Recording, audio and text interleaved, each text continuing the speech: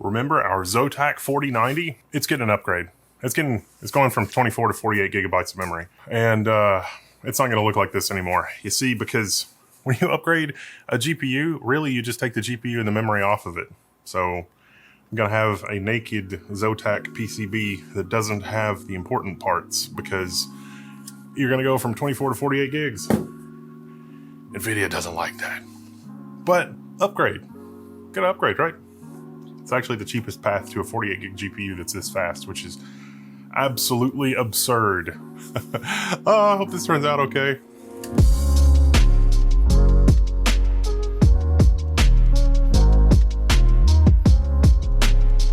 It's back. This is the Zotac. The giant 4090 Zotac GPU has come back to me in this box. Boom. There it is. Remove film before use. Now it's a 2-slot blower style card. What's happened? So the upgrade process takes my chips from my board and puts them on a new board. This is really good. Also, this is probably going to be the kind of thing that gets NVIDIA's knickers in a twist, but is also the kind of thing that we should have under consumer protection laws. Those are my chips. I can re-implement them however I see fit. And before you think that that is not a right that we should have, no, I disagree. Completely disagree. First sale doctrine, but also a lot of established case law. Going back to the aviation industry. The Wright brothers were real handsy about having invented the aviation industry. It's like, well, we want to, but it's just not the right attitude to have. So with this upgrade, this GPU is still a 4090, but now with 48 gigs of VRAM, it is much more capable. This upgrade cost me, I think it was about $1,600 or $1,700, something like that. It's labeled with my name. That's funny. It's got a 12V2 power connector. It has a metal backplate to help with cooling for the VRAM because it's a switch to a clamshell design. They can't upgrade your existing card. It doesn't work like that. You have to take the GPU off and put it on an entirely new PCB with entirely new, designs. This is amazing. Also, if I might be so bold as to recommend you do it with two. If you have two 4090s, it's a very worthy upgrade. I will be seeing how it stacks up against the RTX A6000. Twins, Basil. This is definitely the most affordable way to get a 48 gig GPU upgrade if you already have a 4090. Or can you have your GPUs upgraded too? It's GPU Lab. It's Greg at GPU Lab. Check it out. They have different upgrade services and some other things that they offer. I reached out to get this done incognito. Might have failed on the incognito part, but can't beat the service and the build quality. If you got 96 gigs of GPUs, you got to put it in a display case, right? This is the Fractal case we reviewed previously. Got it in an AM5 system as well. These are GPUs are only going to be connected at X8. It's kind of important because inter-GPU transfers, not via NVLink. It's via PCIe. And I know what some of you are going to say, oh, the PCIe to PCIe peer-to-peer thing on the 4090, NVIDIA turned that off. They did. But you turn it back on. It's pretty trivial to do.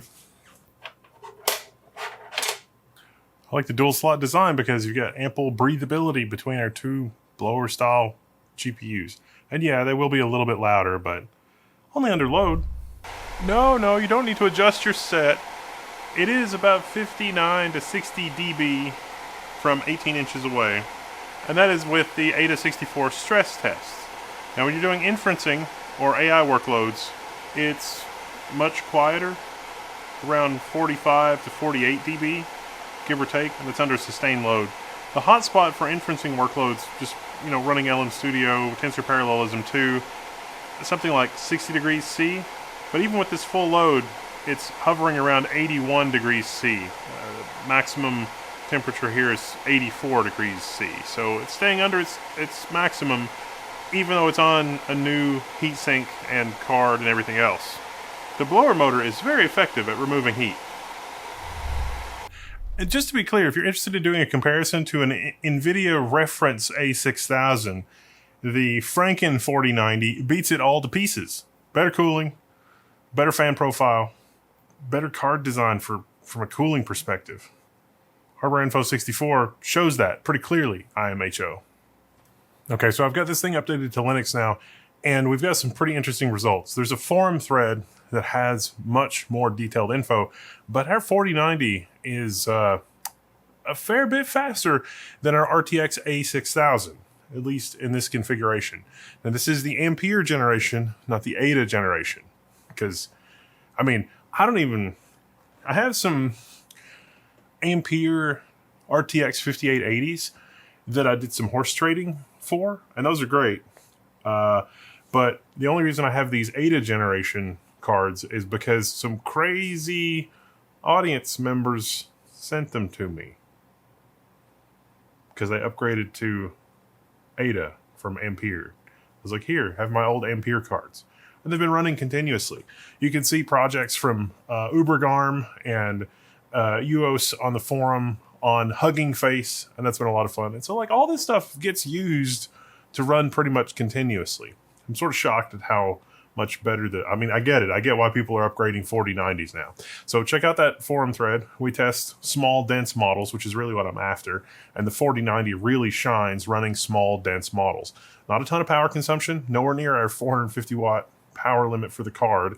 And our temperatures stay well under 70 degrees C, even at moderate noise levels. Nowhere near the worst noise levels that we encountered doing torture testing or whatever you want to call it.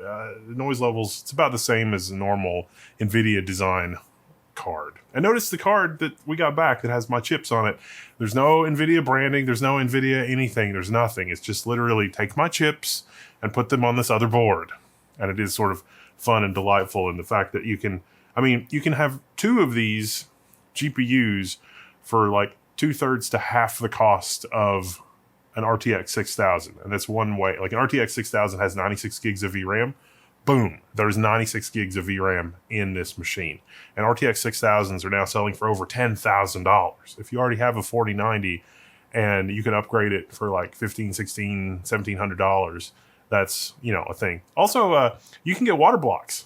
I am probably going to do another couple of these and probably going to do the water block version of that because that's easier to deal with. You can just get it pre-shipped with a nice water block. So it's going to be an option. Oh yeah, the other thing is like 96 gigs of VRAM. Does it make sense to do that when you can get 128 gigs of VRAM and something like the GMK Tech? This is the Evo X3. There's also the Evo X2.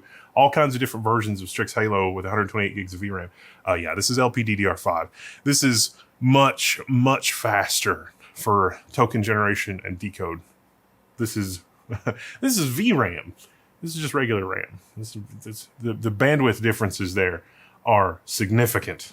But this does cost less than this, even if this is like on the order of $4,000 now. I don't know. We've got experiments to run.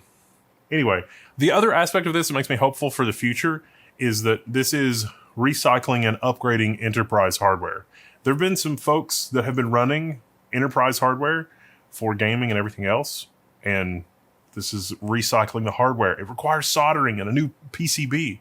That might be what our future is if all of the manufacturing for everything else stops. And don't forget things like the BC250. This can do 1080p AA titles at approaching 60 FPS now that it's unlocked. It is an uphill battle with the BC250. But you can use it as a gaming PC-ish, really on the Linux side more than the Windows side with the unlocks and everything else. But this is another example of recycling hardware in a way that it was never meant to, that requires soldering and unlocks and everything else. So anyway, yeah, so upgrading your GPU to 48 gigs of memory without having to fly to Taiwan is a thing that I've experienced. So if you want to do this, hang out in the forum, show pictures of your machine. 96 gigs. All right, I'm signing out and I'll see you in the forum. Woo, upgrades.